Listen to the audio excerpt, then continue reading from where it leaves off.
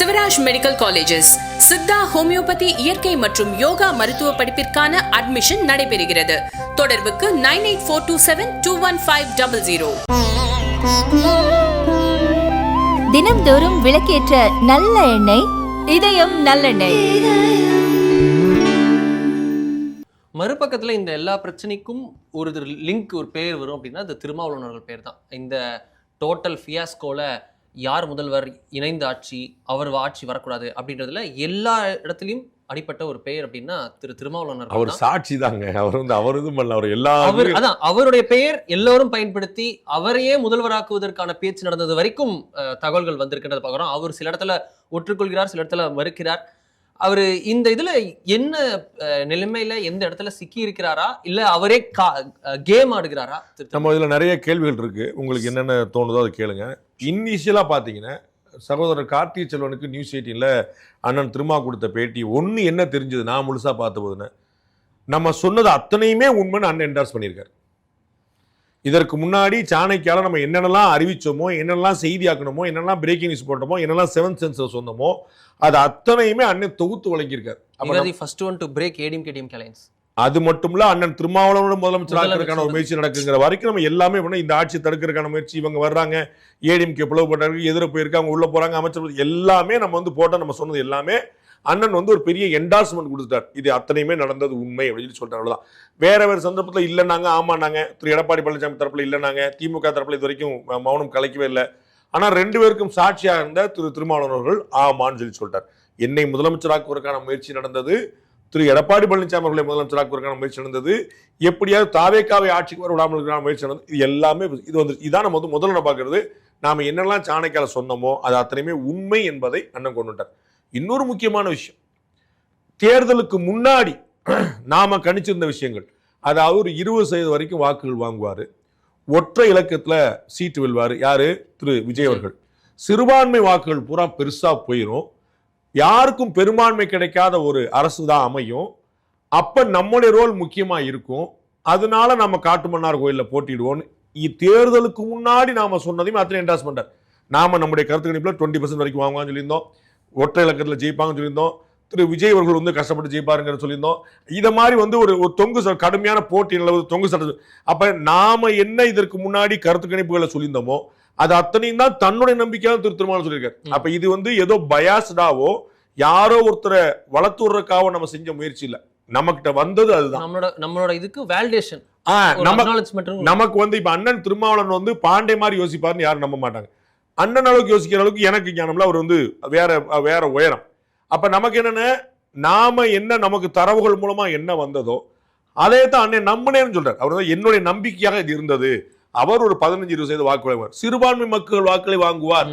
நம்ம தான் 4/3 ஓட்டு போற வாய்ப்பு நாம சொன்னோட அதிகமா சொல்றாரு அண்ணன். 50% 70% மேல போயிடுச்சுங்கன்றார். நாம சொன்னா 15-20% முஸ்லீம் ஓட்டு போயிடும், அப் டு 50% வரைக்கும் கிறிஸ்டியன் ஓட்டு போயிடும். அண்ணன் 80% கிறிஸ்டியன் ஓட்டு போயிருச்சு, 50% முஸ்லீம் ஓட்டு போயிடுச்சு அப்படி சொல்ல. அப்ப சிறுபான்மை வாக்குகள் பிளவுபடும் யாருமே நம்பல. நாம தான் முதல்ல சொன்னோம் அது வெளியே போகுதுங்க, சிறுபான்மை வாக்கு ஒரு கோட்டையா இருந்துச்சு, அத்தனை கட்சி அங்கதான் இருந்துச்சு, ஆனால் அது மீறி அங்க போகுது அப்படின்னு. ஜோசப் விஜய்ங்கிற பேர் வேற மாதிரி ஒர்க் ஆயிருச்சு. நாம சொன்ன பிளட் இஸ் திக்கர் தென் வாட்டர். சிறுபான்மை மக்களுக்கு ஆதரவா இருக்கக்கூடிய கட்சி வேற, சிறுபான்மையே தலைவரா இருக்கக்கூடிய கட்சி வேற. மக்கள் அதான் நினைச்சாங்க, நம்மளுப்பா அப்படின்னு. அந்த கனெக்ட் அங்க வந்துருச்சு. அண்ட் அவர் ஆன்டி இந்து கிடையாது. நான் பலமுறை சொல்றேன், அவர் நெகட்டிவிட்டி எதுவுமே கிடையாது, அவர் எதுவுமே கேரி பண்ணல. அப்போ சைலண்டா இருந்ததே அவருக்கு பெரிய சப்போர்ட்டா மாறிச்சுங்கிற. அப்ப இது அத்தனையுமே அண்ணன் திருமாவளவனுடைய பேட்டியில எஸ்டாப்ளிஷ் ஆயிருக்கிறது. நமக்கு ஒரு ஆறுதல். ஓகே, நாம சொன்னது நம்ம ஏதோ ஒரு உள்நோக்கத்தோட சொல்ல, கம்ப்ளீட்டா இன்னொரு சைட்ல இருக்கக்கூடிய அண்ணன் திருமாவளவன் இதை சொல்லியிருக்காருன்னு பார்க்கணும். அதுதான் நம்ம கவனிக்க வேண்டியது. பிளஸ் திருமாவர்கள் நிறைய புது விஷயங்களா போட்டே வரார். அது யார் சப்போர்ட், மல்லிகார்ஜுன கார்கே பேசுனது, பேபி பேசுனது, கேள்விகள் இருந்தா நம்ம யோசிப்போம். எஸ், இதுல அவர் நடந்த பேக் அண்ட் விஷயங்கள், இதுல தமிழ்நாட்டில் பட்டியல் சமூகத்தை சேர்ந்தவர் முதல்வரே ஆக முடியாது அப்படின்னு அவர் சொல்லக்கூடிய விஷயம். அது எப்படி இத்தனை ஆண்டுகால் 59 வருட திராவிட ஆட்சி நடந்திருக்கிறது, இவர்கள் சொல்லக்கூடிய பெரியாரின் மண், ஆனாலும் ஒரு பட்டியலினத்தை சேர்ந்தவர் முதல்வர் முடியாதுன்னு சொல்றார். பிஜேபி ஆக்குகிறது சத்தீஸ்கரில், பிஜேபி ஆக்குகிறது ஒரிசாவில். இந்த சேம் மோடி எரா, இது ஏதோ வாஜ்பாய் குட் மேன் இந்த ராங் பார்ட்டின்னு சொல்லக்கூடிய இவர்களுடைய வேலிடேஷன் பெற்ற வாஜ்பாய் அவர்கள் ஆட்சியில், இவர்கள் சொல்லக்கூடிய சனாதனின்னு சொல்லக்கூடிய மோடி அவர்கள் ஆட்சியில் நடக்கிறது. யோகி ஆதித்யநாத் கேபினெட்ல அதிகமா நடக்குது. ஆனா தமிழ்நாட்டில் சோ கால்டு சமூக நீதி மண்ணில் ஏன் ஆக முடியாது? ஏன் திருமாவளவன் ஆகுவதை எதிர்க்கிறார்கள்? அதே பட்டியலின சமூகத்தை சேர்ந்த திரு எல் முருகன் ஒரு தமிழர், அவர் மத்திய அமைச்சராக இருக்கிறாரு. எவ்வளவுக்கு பிறகு 2 முறை ராஜ்யசபா, 1 முறை மக்களவை, 2 முறை சட்டமன்றம், அத்தனையிலும் தோத்த பிறகுமே கொண்டு வந்து நிப்பாட்டுறாங்களே. அப்ப அவருக்கு முக்கியத்துவம் கொடுக்கலையா? அப்ப பட்டியலினத்தவர் முதலமைச்சர் ஆகிறதுக்கு முதல்ல தேவை மனசு, அதுக்கப்புறம் தேவை நம்பர். அதுதான் முக்கியம். அப்ப இன்னைக்கு அது சாத்தியம் இல்லாம இருக்கலாம், நாளைக்கு சாத்தியம் ஆகலாமே. அப்ப வந்து அம்பேத்கர் வந்து எல்லோராலும் ஏற்கப்பட்ட தலைவராக தான் இருக்கு, காங்கிரஸ் தவிர. உங்களுக்கு கரெக்டா சொல்றதா? அப்ப எல்லோரும் ஏற்கப்பட்ட தலைவராக தான் இருக்கு. அப்போ வந்து திரு திருமாவளவன் போன்றவர்கள் வந்து முதலமைச்சர் ஆக முடியும். அவர் எல்லோரையும் அரவணைச்சு போனா, அவர் ஒரு குறிப்பிட்ட சமூகத்துக்கு அவரை சுருக்கிக்கிட்டா மற்றவங்க அப்படித்தானே பார்ப்பாங்க. நீங்க அதில் என்ன குழப்பம் இருக்கு? நம்ம பார்க்குறோம் இன்னைக்கு நம்முடைய துயரம் என்னாச்சு? பசும்பொன் முத்துராமலிங்க தேவரையும் வாவு சிதம்பரம் பிள்ளையும் அம்பேத்கரையுமே ஒரு சமூகத்தோட சுருக்கி வைக்கக்கூடிய பார்வை நிலைமை வந்துருச்சு. பாரதியாரை ஏன் தமிழ்நாடு கொண்டாடலைன்னா ஒரு காரணம் ஜாதியை சொல்றாங்க. எங்க அரசாங்கங்கள் அப்படி பாரதியை விட ஒரு பெருங்கவிஞர் பார்க்க முடியுமான்னு திரு சீமான் தொண்டத்தனி வத்த பேசியிருக்காரு. நமக்கு ரொம்ப காலமா சொல்லிட்டு வர பார்க்கிறோம். அப்ப இவர்கள் அத்தனை பேருமே சமூகமாக பார்க்கக்கூடிய, அப்ப திராவிட ஆட்சியில் நீங்க என்ன பண்ணீங்க? ரொம்ப தெளிவா பதிவு பண்றார். 2 கட்சியுமே வேண்டாங்கிற சிந்தனை ரொம்ப காலமா இருக்கு. அதையும் நம்ம பலமுறை சொல்லியிருக்கோம். அதுதான் பெருசா ஒர்க் அவுட் ஆயிருச்சு. அது வந்து திரு விஜய்க்கு கெயினா போயிருச்சு. அவர் ரெண்டு கட்சிக்கு எதிராக ஒரு பிரச்சாரம் பண்ண வேண்டிய தேவையே ஏற்படலையே. ஏற்கனவே வலுவான பிரச்சாரம் ஓடிடுச்சு. அப்ப கழகங்கள் இல்லாத தமிழங்கிறது 2014 திரு பொன்ராதாகிருஷ்ணன் அவர்கள் சொல்லிட்டார். அது டாக்டர் ராமதாஸா இருக்கட்டும், திரு விஜயகாந்தா இருக்கட்டும், சீமானா இருக்கட்டும், எல்லாருமே இந்த கழகங்கள் இல்லாத தமிழங்களுக்கு வந்து ரொம்ப முயற்சி பண்ணாங்க. அதனுடைய பலனை அறுவடை பண்ணக்கூடியவரா திரு விஜய் வந்துட்டாருங்கிற பார்க்கணும். அப்ப திரு திருமாவளவன் சொன்ன அந்த பின்னணி தகவல்கள் எல்லாமே உண்மை. ஆனால் பட்டியலினத்தோர் தமிழ்நாட்டில் ஆட்சிக்கு வர முடியாது என்ற சிந்தனை தப்பு. தேசிய கட்சியாக இருந்தால் சாத்தியம், தேசிய கட்சியாக இருந்தால் சாத்தியம். காங்கிரஸ்ல பட்டியலினத்தை சேர்ந்த ஒருத்தர் மாநில தலைவராக இருந்தார். ஒரு பேச்சுக்கு காங்கிரஸ் கட்சி தமிழ்நாட்டில் ஆட்சியை பிடிச்சிருச்சுன்னு வச்சுக்கோங்க. அப்ப நீங்க செல்வ பெருந்தகையோட பேரை நீங்க வந்து சிஎம் லிஸ்ட்ல எப்படி சேர்க்காம போயிருவீங்க? போட்டியில் சென்னிதாலாவோ இல்ல சதீசன் பேரோ வந்ததோ, ஆமா, கேசி வேணுகோபால் பேரோ அந்த பேர் வந்துச்சுல. அப்ப வந்து அது என்ன சமூகங்கிற மேட்டர் இல்ல, முக்கியமான சமூகத்தை முக்கியமான தலைவர் அவர். அப்ப நாளைக்கு தமிழ்நாட்டில் தனித்து போட்டிட்டு இருந்து காங்கிரஸ் ஆட்சிக்கு வந்தா செல்வ தேசிய கட்சியிலன்னு சொல்லி சொன்னேன். மாநில கட்சியில் அவங்க உருவாக்குறது. ஏடிஎம்கே நீங்க பட்டியல் எங்க போவீங்க? டிஎம்கே பட்டியல் அண்ணா ஆராசா இல்லையா ஒரு நாள் ஆக்கிடுவாங்களா? பெரம்பலூர்ல இருந்து ஊட்டிக்கே மாத்திட்டாங்க. ஆமா, அப்ப வந்து யாரும் அப்ப வந்து மாநில கட்சியில தான் சாத்தியம் இல்லை, தேசிய கட்சியில சாத்தியம். மல்லிகார்ஜுனக்காருக்கு எந்த சமூகம், எந்த கட்சி உருவாக்கி வச்சிருக்கு? அப்ப நீங்க பாக்கணும்ல, அதுக்கு மாற்று கட்சியில இருந்து வந்தவர் அவர். ஆமா, நம்ம லட்சுமணன் நினைக்கிறேன் இவர் இருந்தார்ல, பிஜேபியில பங்காரு லட்சுமணன், பிஜேபி அகில இந்திய தலைவரா. அப்புறம் இங்க டாக்டர் கிருபாநிதி இருந்தாரு, அப்ப முருகன் இருந்தாரு மாநில தலைவரா. அப்ப பட்டியலினத்தவர் முன்னேறணும்னா தேசிய கட்சியில சாத்தியம். மாநில கட்சியில நீங்க அங்கே ஆதி திராவிட நலத்துறை வாங்கிட்டு அங்கே இருக்க வேண்டியதான். அங்க பாக்குறோம் சிராக் பாஸ்வான் அப்படி உயர்ந்து நிற்கிறார். என்ன நரேந்திர மோடியோட பையன் மாதிரி நிக்கிறார். அவர் வந்து அவருடைய அனுமான் மாதிரி சொல்றாங்க. அவருக்கு வந்து வலதுகரம் அவர் தான். அவ்வளவு பெரிய ஸ்பேஸ் இவருக்கே காத்து திருமாவளவனுக்கே. அவர் தானே மாட்டேனாரு. சிராக் பாஸ்வான் பீகார்ல இருந்து பெற்ற உயரத்தை திரு திருமாவளவன் தமிழ்நாட்டில இருந்து தேசிய உயரத்தை பெற்றிருக்க முடியும். அவர்கள் வேற வாய்ப்பு. அப்ப பட்டியலினத்தோர் தமிழ்நாட்டில் முதலமைச்சராக முடியுமா? நிச்சயம் முடியும், தேசிய கட்சியின் மூலமா.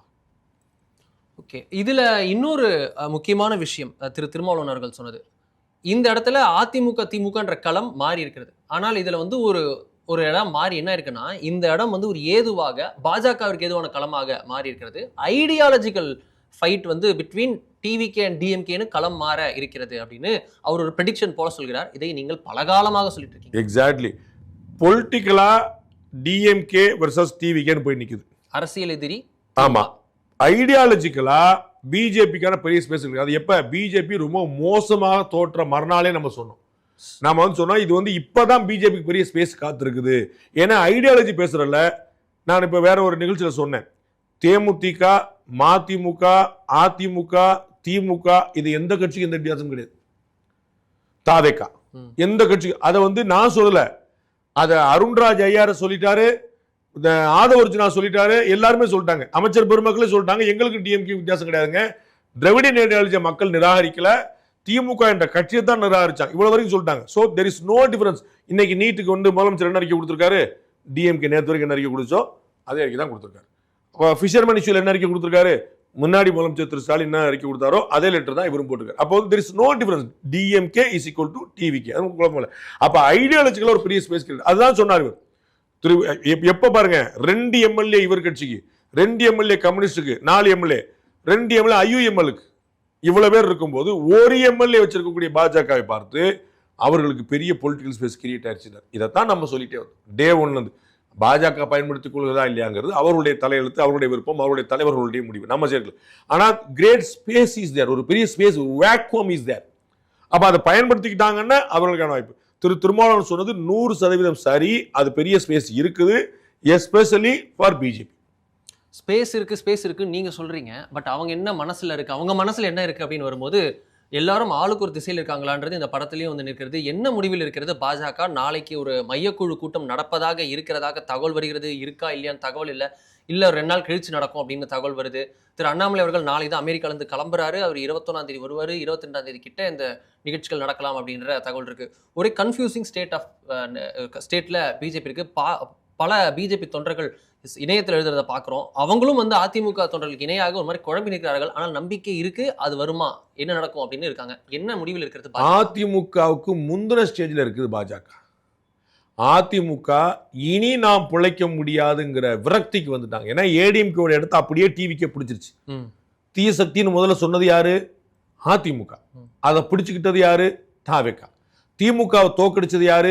அதிமுக. அந்த இடத்த இன்னைக்கு பிடிச்சது யாரு? தாவேக. ஸோ ஏடிஎம்கேவோட இடத்த தாவேக இன்னைக்கு ரீப்ளேஸ் பண்ணிருச்சு. டிஎம்கே எதிர்கட்சியா இருக்குது. அப்ப இவங்க என்ன கவலைப்பட்டாங்க ஏடிஎம்கேல? அப்ப நமக்கான ஸ்பேஸ் காலி, நாளை முதல் சண்டை வந்து திமுகவுக்கும் தாவேக இருந்தா அப்ப நம்ம என்ன செய்யணுங்கிற ஒரு பெரிய கவலைக்கு போயிட்டாங்க.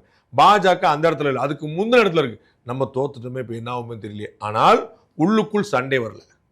அண்ணாமலை அவர்கள் நயினார் பத்தி ஒரு வார்த்தை சொல்ல, நயினார் அவர்கள் வந்து பேராசிரியர் பத்தி சொல்ல, பேராசிரியர் வந்து நாராயண திருப்பதி பத்தி சொல்ல, யாரு எந்த தமிழிசை வானதி எந்த தலைவரும் எந்த தலைவர் பத்தி ஒரு சொல்ல, எல்லோரும் அமைதியா உட்கார்ந்து இருக்காங்க. என்ன சார் அதற்கான ஆலோசனை கொண்டு தான் நீங்க சொன்னது 21ஆம் தேதி 22ஆம் தேதி நடக்க வர சொன்னாங்க. கோயம்புத்தூர் நடக்க போகுதுன்னு சொன்னாங்க. திரு அண்ணாமலை அவர்கள் வந்த பிறகு நடக்குது. அவரும் மாசம் முழுக்க டிராவல் இருக்குன்னு சொல்லிட்டு இருந்தாரு. ஸோ வந்து அது என்ன மாதிரி வரப்போன்னு பார்க்கணும். அப்ப யாரும் பரஸ்பரம் குற்றம் சாட்டி கொள்ளவில்லை. எல்லோருமே பேசினால் கூட ஆஃப் த ரெக்கார்டில் பேசிக்கிறாங்க. அவங்களுக்குள்ள பேசுகிறாங்க, என்ன தலைவர் இப்படி ஆயிடுச்சு, அப்படி ஆயிடுச்சு, இப்படி ஆயிடுச்சு, என்ன பண்ண போறான்னு பேசியிருக்காங்க. ஸோ அங்கே வந்து ஒரு முந்தின நிலைமை இருக்கு. அந்த முறையில் கெட்டு போகாம, அதிமுக நிலைமைக்கு போகாம காப்பாற்ற வேண்டிய கடமை பிஜேபியோட அகில இந்திய தலைமைக்கு இருக்கு. நான் அகில இந்திய தலைமையுடைய ஐக்கியூவை நம்புறேன், அவங்களுடைய டிசிஷன் மேக்கிங்கை நம்புறேன். ஏன்னா அது பல இடங்களில் வெற்றி கொடுத்துருக்கு. நிறைய பேரை போல நான் நினைக்கல. நிறைய பேர் என்ன சொல்றாங்க, பாஜக தமிழ்நாட்டை பத்தி ஒண்ணுமே தெரியல சார். அப்படி இல்லை. அது வந்து அண்ணாமலை அவர்களை தமிழகத்துக்கு அறிமுகப்படுத்திய பாஜகவுக்கு தமிழ்நாட்டு பாஜக பத்தி தெரியாது நினைக்கல. ஒரு டிப்பிக்கல் திராவிடியன் ஃபேஸ், நல்ல கருகருன்னு உயரமா ஸ்மார்ட்டா படிச்சு ஐபிஎஸ் ஆகி தனியா முன்னேறி வந்த ஒரு முகத்தை முன்னாடி நிறுத்தும் போது எதிர எல்லாரும் காலி ஆயிட்டாங்க. கண்மூடா பார்த்தோம். அவ்வளவு பெரிய அடிச்சு, ஆமா நான் ஆடு மேய்க்கிறவன் தான் அப்படின்னாரு. யாரா பேச முடியுமா?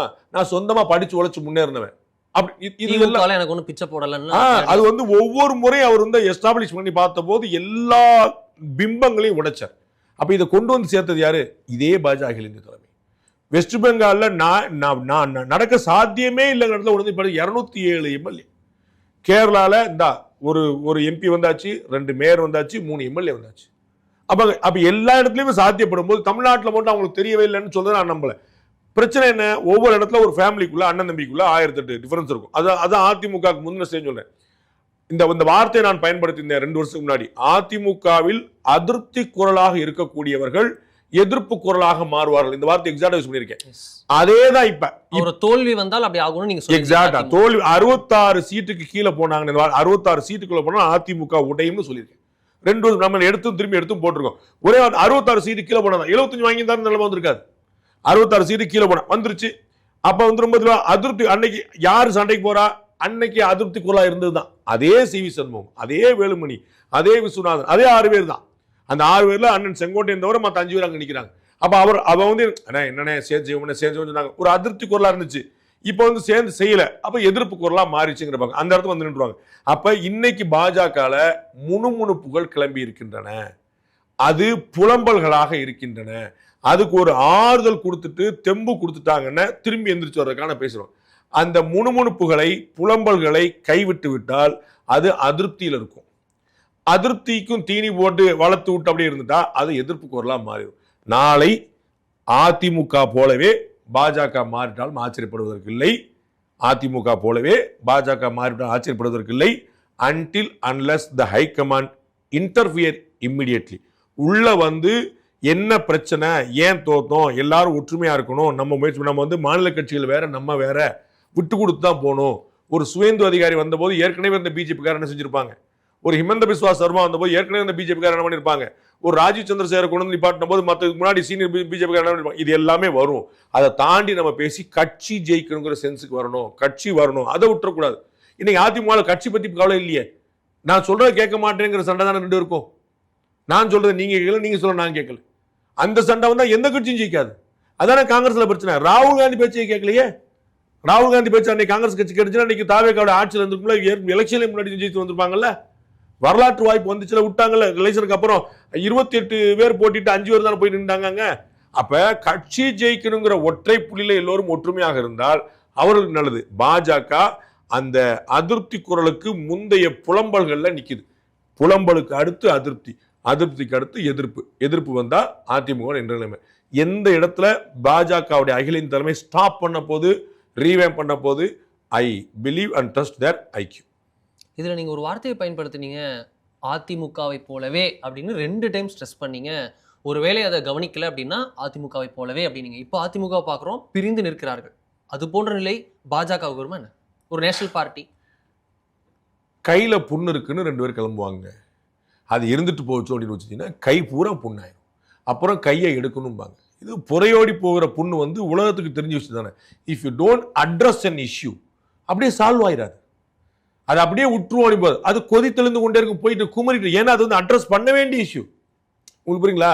நான் பல முறை சொல்லியிருக்கேன், அரசியலை பொறுத்த அளவுக்கு நியாய அநியாயம் கிடையாது, நல்லவர் கெட்டவர் கிடையாது, வென்றவர் தோற்றவர், ஜெயிப்பு தோற்பு, இவ்வளவுதான். அப்ப ஜெயிச்சுட்டா யாருமே பேச மாட்டாங்களே. செல்வி ஜெயலலிதா அவர்களை சர்வாதிகாரின்னு ஏடிஎம்கே சொல்லியிருப்பாங்க. அவங்க தோத்துருந்தா எல்லா தொழிலும் மீன் இருந்தாங்க. தலைவிப்பா, இரும்பு மனுஷிப்பா அப்படின்னு. நரேந்திர மோடி தோத்துருந்தாங்கன்னா பிஜேபி பின்னாடி போயிருக்குமா? தொடர்ந்து வெற்றி பெற்றுக்கிட்டே வர்றாரு. 3 சட்டமன்றம், 3 மக்களவை, ஒவ்வொரு சட்டமன்ற தேர்தல், மாநிலங்கள் அவர் வந்து நடந்து போறாரு கட்சி தலைமையகத்துக்கு. நாடு பின்னாடி போய் நிக்குது. அப்ப வெற்றி தான் கொண்டு வரும். ராஜராஜ சோழனை நாடு ஏன் நினைவில் கொள்ளுது 1000 வருஷம் கழிச்சு? எங்க வரைக்கும் போனா அப்படின்ட்டு. ராஜேந்திர சோழனை ஏன் பாராட்டுறோம், எங்க வரைக்கும் போனான்னு. இதுதான் வெற்றி, ஒன்றுதான் அரசியல். அப்ப பாஜக வெற்றியை பெற முடியவில்லை. அப்ப கட்டாய விமர்சனங்கள் வரும், கும்புறல்கள் வரும். அதை அட்ரஸ் பண்ணிட்டாங்கன்னு கைப்புண்ணோட போயிடும். சில அங்க ஒரு தடம் கூட எல்லாம் போயிடும். அதை அட்ரஸ் பண்ண, ஆமா இவங்களுக்கு வேற வேலை இல்லை அப்படின்னு விட்டாங்கன்னு அது புறையோடி போத்தாச்சு. அதிமுக தான் நடந்துச்சு. நீங்க வந்து இந்த அதிமுக உடஞ்சிக்கிட்டே இருக்கிறது முதல் முறையில் உடையிலேயே. எம்ஜிஆர் போது உடஞ்சது, ஜெயலலிதா போது உடஞ்சது, ஓபிஎஸ் உடஞ்சது, உடஞ்சு அது என்ன மொத்தமா 15 முறை ஒரு கண்ணாடி உடஞ்சா என்ன பேட்ச் பண்ணலாம்? 15 முறை ஒரே கண்ணாடி உடஞ்சா.